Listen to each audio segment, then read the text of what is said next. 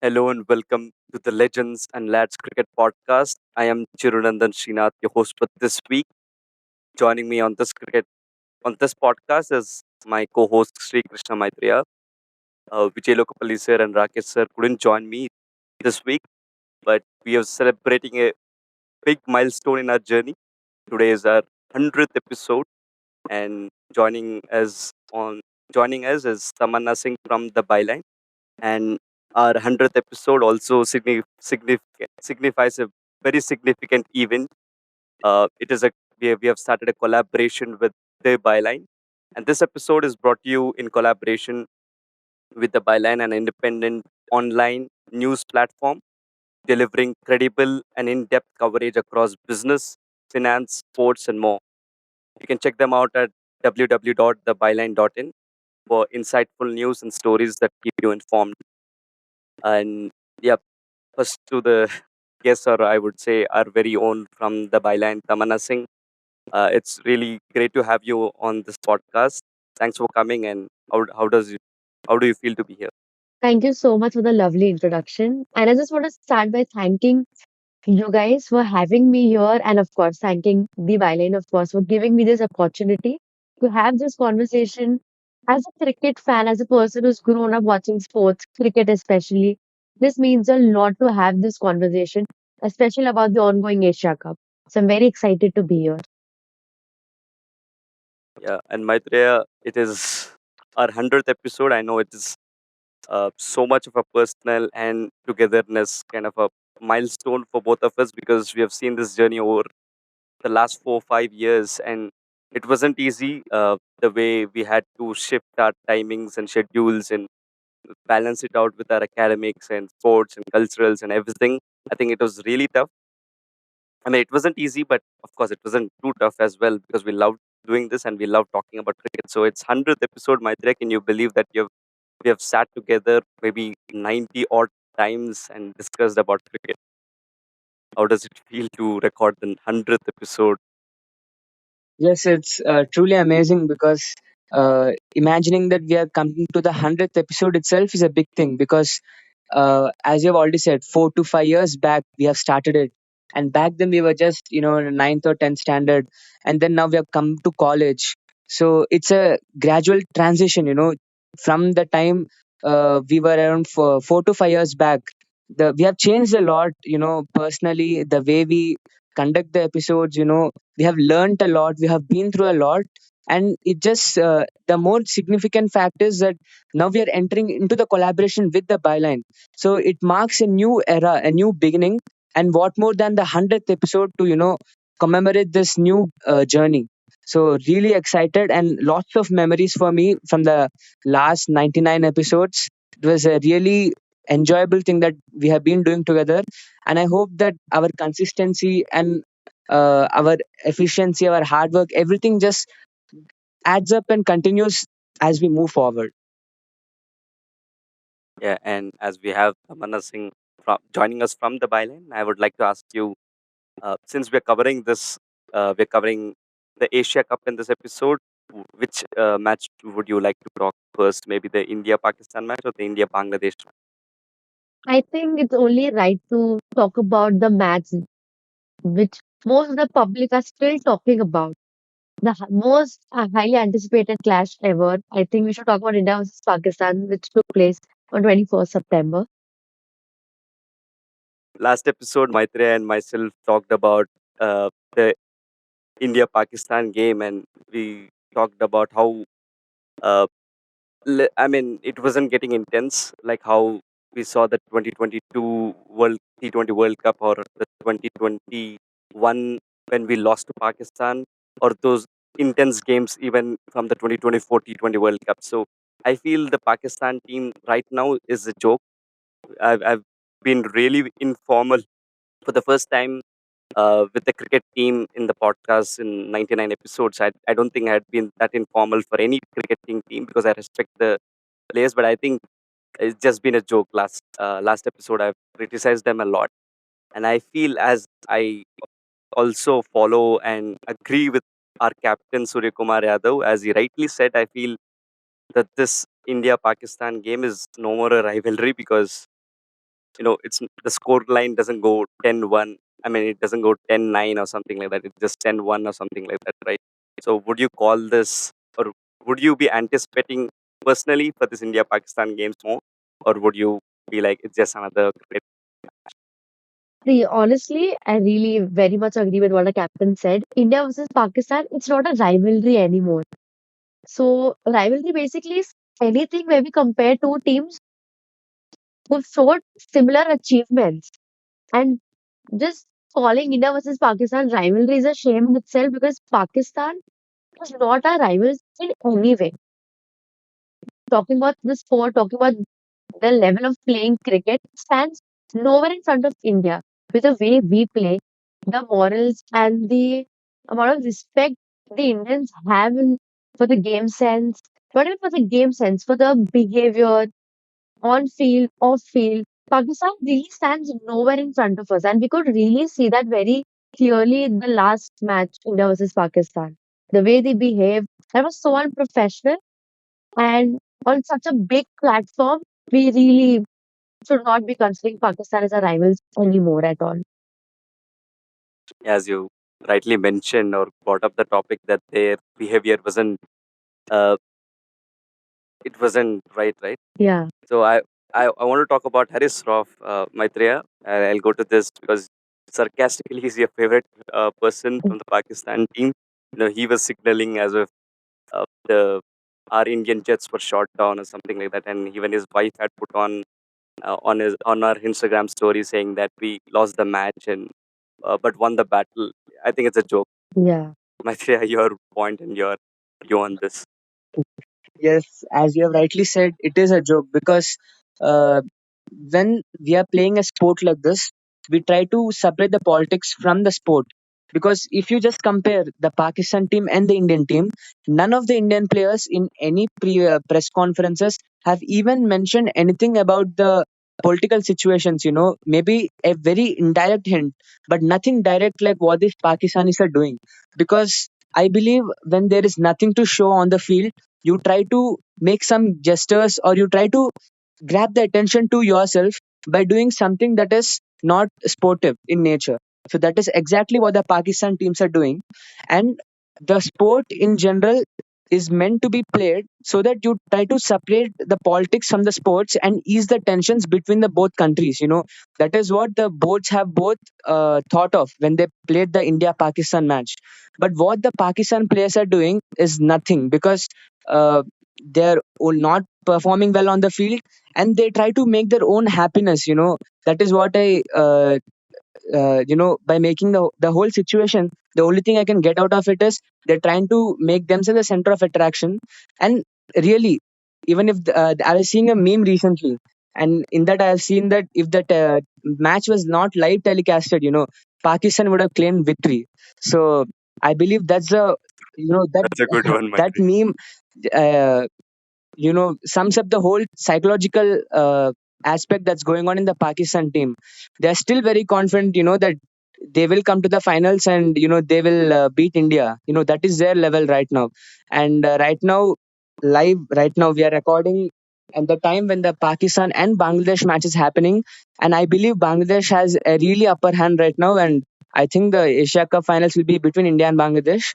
So nothing is over until it's over. So right now the match is going on, and I don't think we'll be having another India Pakistan match. But yes, I don't believe we should have an India Pakistan match when the players on one side are really professional and on the other side are really unprofessional. And that is why I believe they didn't even really deserve the handshake. And many people obviously wanted to boycott the game because we didn't want to give them the center of attraction where they try to demean our soldiers and our Indians. So that was one aspect. But yeah, you don't expect at the highest level of cricket when you play, you don't expect such unprofessional behavior. You separate politics from sports and you concentrate on the sport. Try to give results for your country and play the best and walk away with respect. That is what is expected. But seeing such behavior only, shows how low you can stoop for garnering views or trying to show your political views, or I don't know what to say, but really disappointing from Pakistan players. Maitreya, I'm still wondering if you have taken medicine or you have taken political science because You really summed it up well. Uh, Coming to you, Tamanna, the big controversy was Fakar Zaman out or no? Pakistan players claim it was not out. If you were the third umpire, would you give it out or no? Yeah, I think whatever happened in the match was fairly out there. So I think again, Pakistan player claiming is subjective to their own thoughts and beliefs. I think whatever call was given by the third umpire was very fair in the spirit of the game, also by the rules also. So I very fairly stand by it, and I don't have any other opinion on this.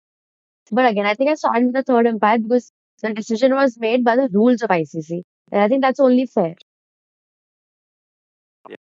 So my next question to you is: we did see how the Indian team or the Indian captain Surya Kumar Yadav was shuffling his batting lineup. But yeah, we'll talk about that when we talk about the India Bangladesh game more. Yes, But specifically when you talk about the Pakistan game, right? We had Shivam Dubey bowling 4 overs, and in the next game with Bangladesh, he had bowled only 1 over. And yeah, we had someone like an Aksa Patel bowling 4 overs in the is more of a bowling all rounder, right? yeah, We had we saw him bowling 4 overs in the Bangladesh game, but 1 over in the Pakistan. I think I do not know.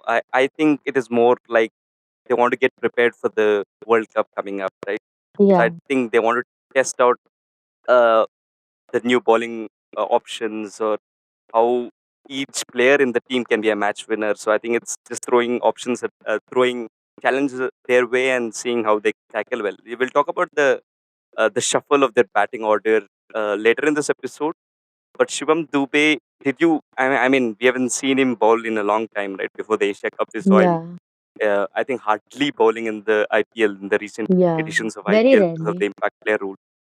So and he did well, right? He got two or three wickets, I believe, 2 wickets. Yeah, And I think that 10th over when he bowled and got that Sayam Ayub's wicket, I think that was a match turning point. Because until then, I think Pakistan had that belief that they were going good and they could, you know, if they had gone the same way, I think they could have registered a win against us in the last match. So, talk about the shuffling, or I don't know what to call it, but the bowlers, the main bowlers. I don't know whom to call a main bowler or whom to call a part-time bowler or who to call a bowling all-rounder. So, your views on it, Aman? yeah. So I feel in this match, Jasprit Bumrah didn't have a very good day like he always does.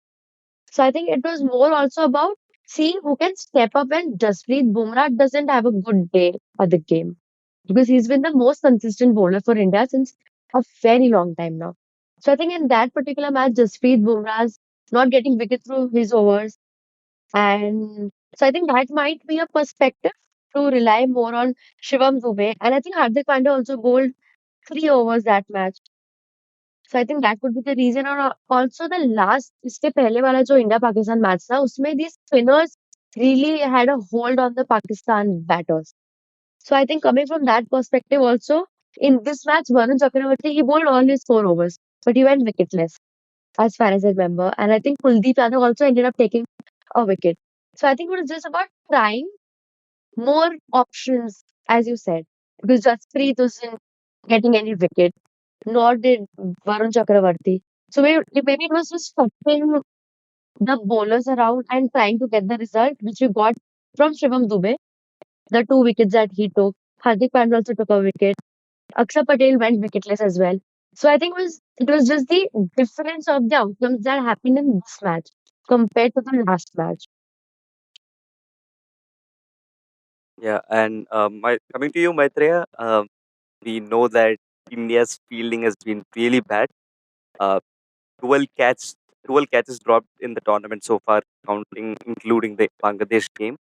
I've been seeing reports and reading articles saying that there might be, the Dubai and all the stadiums there, the floodlights over there and the heat and all the reasons. But when, of course, like I'm quoting an Indian player, I do not remember who had said it, but I think Varun Chakravarti, if I'm not wrong, he said that when you're playing at that highest level, you can't complain about the floodlights anyway. So yeah, I think the fielding coach, we all know how enthusiastic and how dynamic Dilip is. Dilip sir, I would call him with respect. So yeah, our fielding had been our catching efficiency. I think it is 67% if I'm not wrong. And Maitreya, I think you've played the WCC3 mobile game.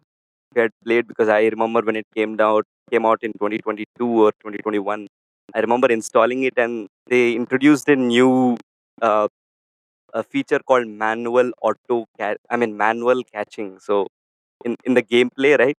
When there is a catch in the previous editions, it used to be a auto fielding or auto catching kind of a game, but with WCC3, I think it was manual, and I was really bad at timing the catch. So I think the only time I saw India drop those many catches was in the mobile game, right? In WCC3. I am sure you would have played it too. And Tamanna, have you played the WCC3? I know it's getting very informal. Yeah, actually, I've not played this one game, but I think I've played many other cricket games on my phone. Yeah. Did you come across any manual fielding kind of Not, gameplays? not really. Okay. If you had come across, maybe you would get my point that Yeah, but I the still get your dropping. point. I understand because a lot of my friends play that game. Yeah, so Maitri, I think the only time I saw India dropping was when I was playing that game. So Maitri, your view, sorry, I mean your view on India's fielding, and I'm sure Dilip will work towards it. Dilip sir will work towards it. So yeah, Maitri, despite that fielding drop and the poor fielding display in the field and also the dropped catches, I think we still dominated in the tournament so far. And I think any other big day, a catch can matter, right? Catches win matches. It's a famous slogan, and we have seen how we won the 2024 T20 World Cup. And of course, you can't drop sitters. So, Maitreya, talk about the fielding of the Indian team. Yes, as you have rightly said, catches win matches. So, as you have said, 12 drop catches is a big thing because you don't want to drop catches when you're playing the highest level. But again, if you see the squad we are playing with right now is a relatively new one.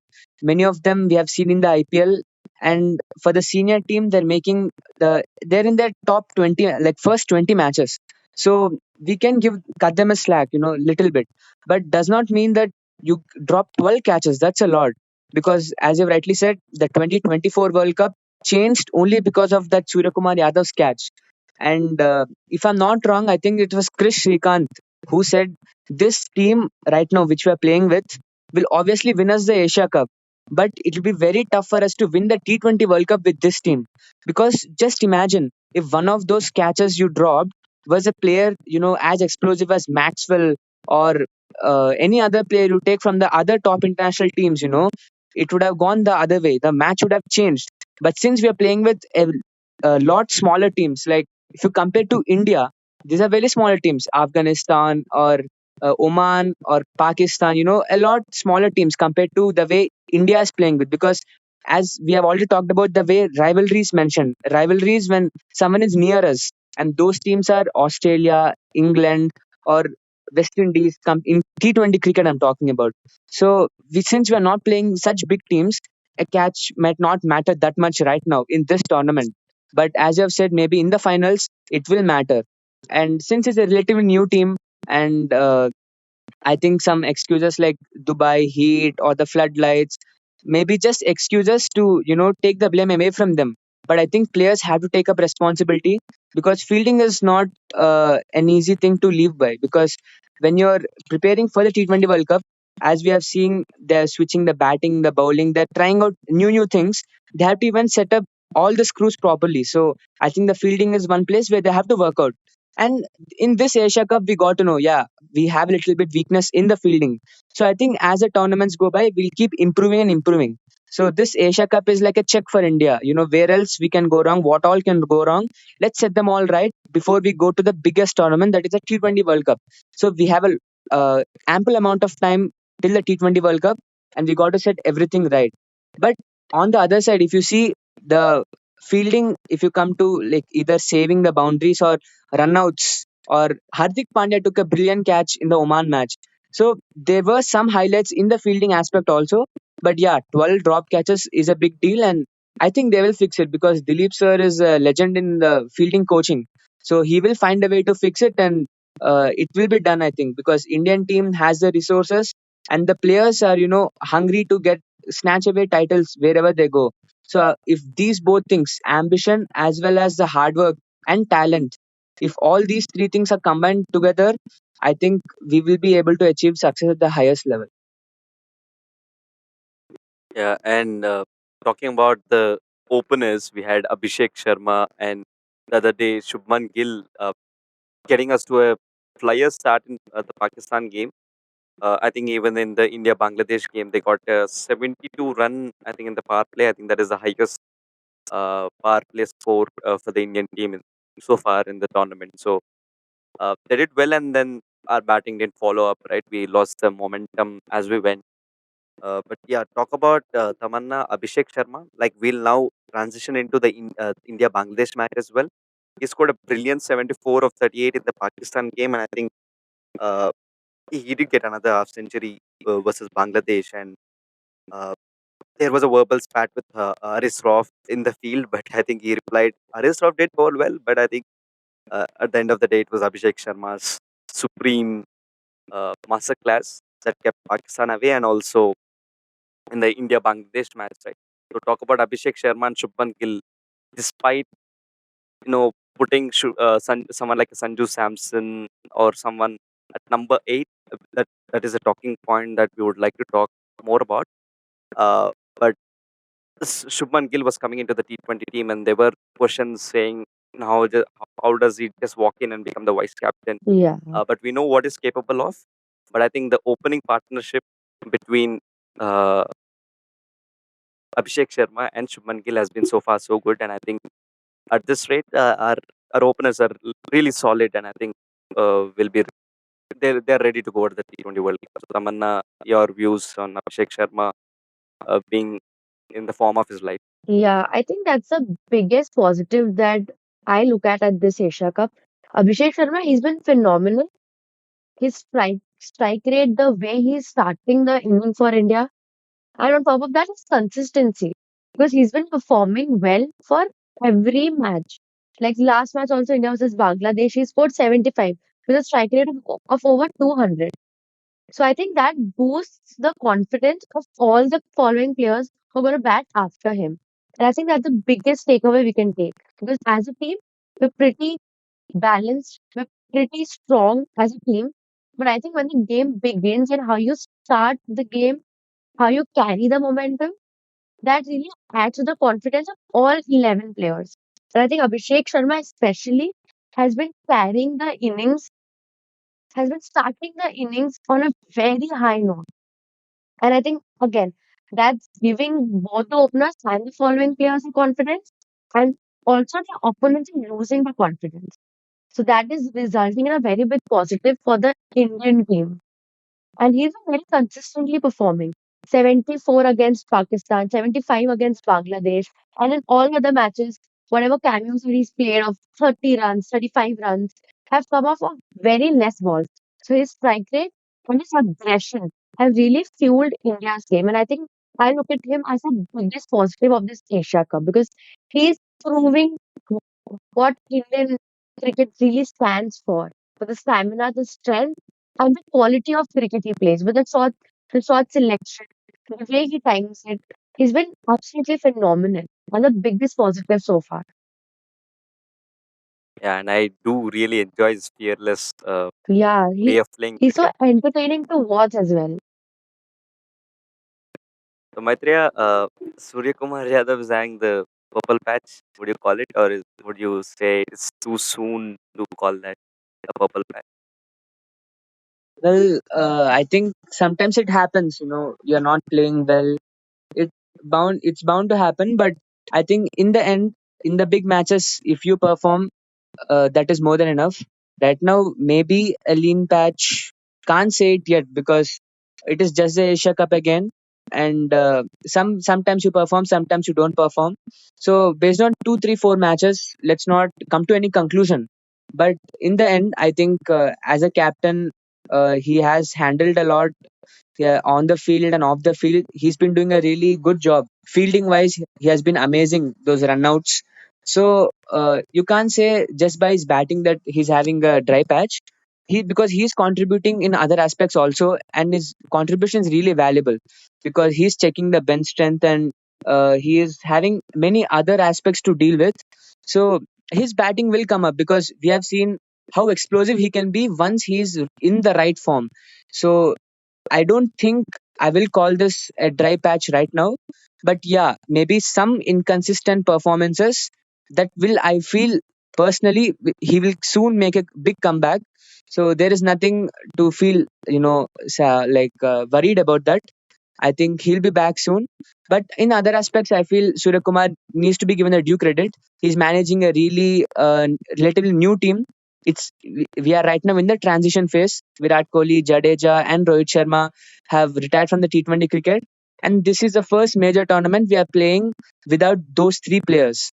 So he's having a really tough job because Indian T20 right now has a lot of people uh, who can be in the playing 11. There are talks like, why not Rinku Singh, why Shivam Dubey, why Sanju Samson, why can't we have Dhruv Jurel? So lot of to get that combination of 11 right, he has to think a lot. And apart from that, he's leading a relatively new team and is making the best 15 possible for the T20 World Cup. So apart from all of this, I think Suryakumar's batting is obviously an asset to the Indian team. Maybe not today or not in the previous few matches, but I think his batting right now should not be seen as a dry patch, but maybe just if last 2 3 matches may be regarded as something that happens. Sometimes it happens for any player, and he will come out of it soon. That's what I feel. And coming to you, Tamanna, Rishad Hossain took the middle over wickets, and we saw how the Indian batting order collapsed. Uh, so I want you to talk about the shuffling happening at the batting order. We saw Surya Kumar Yadav bat at number. I mean, he did not bat in the other game, right? Was versus Oman, Yeah, if I'm right. And we had Shivam Dubey walking at number 3. And I think these are not surprises, or I don't know if call it surprises, because we had last year we had Akshar Patel walking in the final at number 3 or number 4, yeah, and he did well, right? So I think, is it right to uh, test the bench strength at this level of shuffling everything? Because I believe that it is from the Gautam Gambhir side, because yeah. when he was a captain of Kolkata Knight Riders, we saw how he made Sunil Narayan open, and we Open. saw how Yes. brilliantly he had performed throughout. I mean, through many IPL seasons, he has been doing well with the bat. He's primarily a bowler, right? So I believe it is from Gautam Gambhir's side. So do you think it should be this dynamic changes? I believe, yeah, we need to have that. We need to test the bench strength, and we need to have the different combinations and think in mind that these players need that challenges, and every player in the team needs to be a match winner, and then the team, then you can say, okay, this team is going to be the world champions, and we'll probably retain the title at the T20 World Cup. So do you think it it should be less intense than this, or do you feel this is right? I mean, we should go straight at it. After all, it's an Asia Cup. So, your Yeah. thoughts on this? So I agree to the part where you said it's also important so that your bench strength and your entire lineup should be flexible because you need to adapt to what's happening in the match at that point of time because that's something you cannot predict. So I think you need to understand how the game is going. You need to understand the conditions and how the game is approaching, what smart changes need to be made. So I think understanding the game is very important. And I think on that particular basis only, I hope the dynamic changes that we saw in the last match against Bangladesh were done. Because how I look at it is Shivam Dubey coming in at 3 maybe was call taken so that he could come in and place the spin overs because he's a very good player against spin. So I think that was the logical reasoning behind it. But still, like promoting Akshar Patel over Sanju Samson, that was a bold decision because sometimes you also need to trust your big players, the big names. You need to give them some time also to show the game. So I think that was one bold call that was made. But apart from it, I believe in the flexibility of the game. So when you set a batting lineup, I think all of the batters should be very flexible into whatever position they need to bat on. So I think that's very important also. So I think it's also fine to experiment like this. But again, when the stakes are high, you need to put your trust in your big players. That is key. But at least this experimentation and when we actually get the win result also, that further boosts the confidence as a team and it adds on to the learning also. So this learning from this Asia Cup can be obviously should be carried on forward to the following T20 World Cup matches, the tournament. So I believe yeah, these flexibility, these dynamic changes to a certain extent, they're also really important because that gives a level of maturity of and game sense to each batter also, understanding the situation of the match as well. Yeah, and coming to you, Maitreya, the spin department is doing really extraordinary. We saw how Kuldeep Yadav and Varun Chakravarti right after the power play getting those wickets, and we even saw Kuldeep Yadav almost getting a hat trick, two in two wickets, and we know that he's a man of hat tricks because I've been following him or maybe seeing. I've watched his highlights of under 19 when he played long back under 19. He got an hat trick versus Australia, if I'm not wrong, and then he got an hat trick even in the senior men's cricket teams. Cricket. So I'm sure I anticipated an hat trick when Kuldeep took two into wickets, right? So yeah, talk about the spin department, how good it's doing, and I'm sure the spinners helped us in Caribbean last year, and we did win the World Cup. And I think the Indian team is the only team which believes in its spinners more than its pacers. I won't say more than pacers. I won't draw a comparison on that, but I say we do give a lot of emphasis on spinners because of our subcontinent soil and the conditions here. But yeah, we do have a lot of faith in our spinners. And Varun Chakravarti, he did have ups and downs, and he's doing well. And Kuldeep Yadav, we know how uh, he changed his technique, and it's been a long time. He's come into the team after a long time. He's been performing over the last year. So yeah, talk about the spin department of our team. Yes, as I've rightly said, even I believe that India is the only team that nurtures spinners more than the fast bowlers. Because if you see even our history, we have, if you see the most number of wickets taken in tests for India is by Anil Kumble. And then down the order, yes, we have pacers also, but again, it's Ravi Ashwin and then Jadeja. So even if you come to right now, other T20 teams, they're more relying on the fast bowlers more than the spinners because many believe that spinners can be hit easily for in a T20 match because a T20 match is very different from the test cricket because every ball you try to go for a maximum or a boundary. So in such type of high intensity games, it is mostly reliable that we back onto a fast bowler because they have many more variations and they have those yorkers or short balls. And in the heat of the moment, any slower ball, the fast bowler will be more reliable, especially in the death overs. But if you come to a spinner, he can have a off day, but a spinner's off day is really more dangerous compared to a fast bowler's because if a spinner does not have a good day, he can be hit for many boundaries compared to a fast bowler, and it can go really wrong.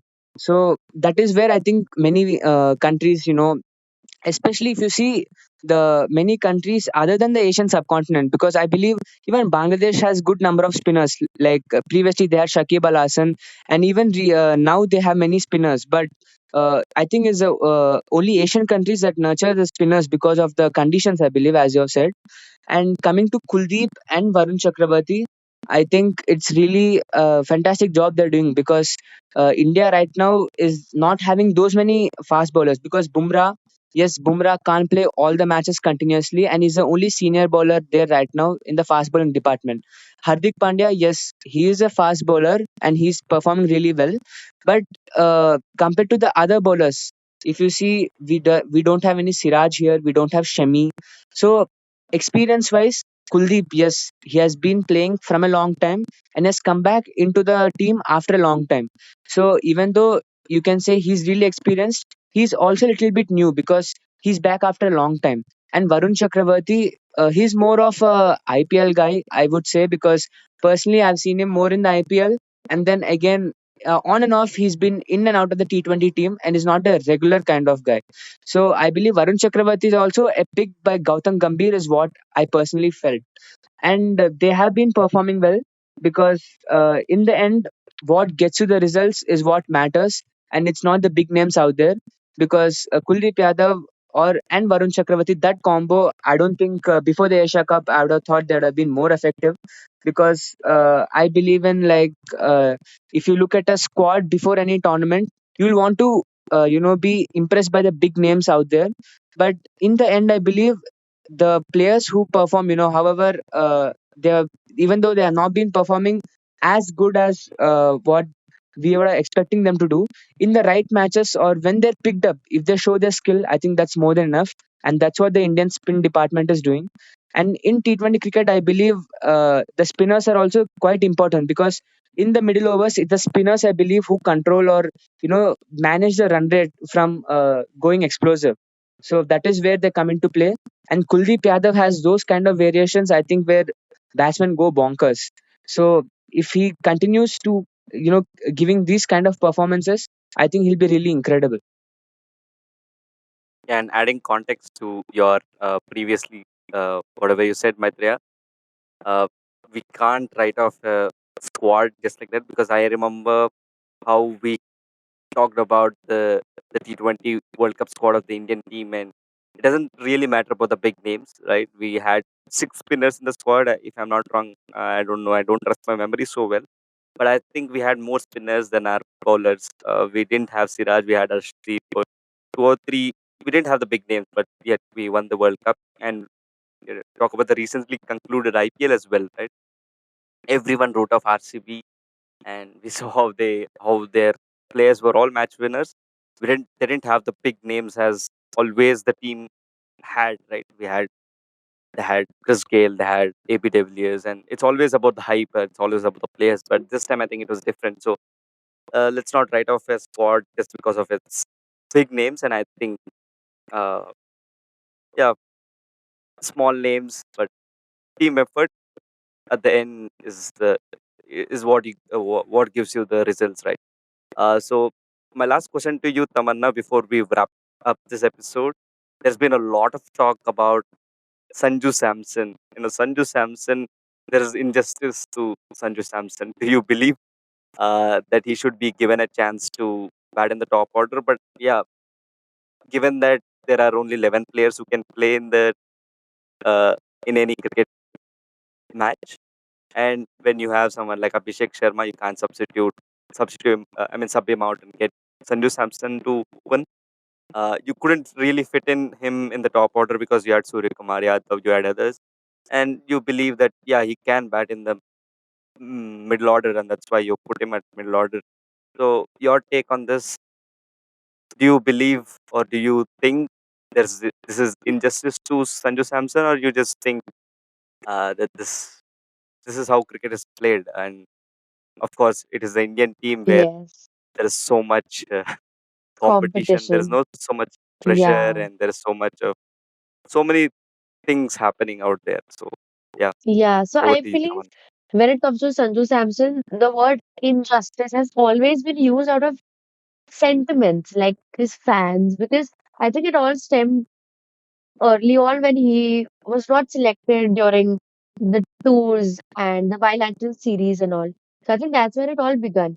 But I think with respect to this Asia Cup, I really do not feel that way anymore, especially with respect to Sanju Samson, because getting a position in the team, in the 11, right now is itself such a top tier thing, because the amount of competition we have in India, it's crazy.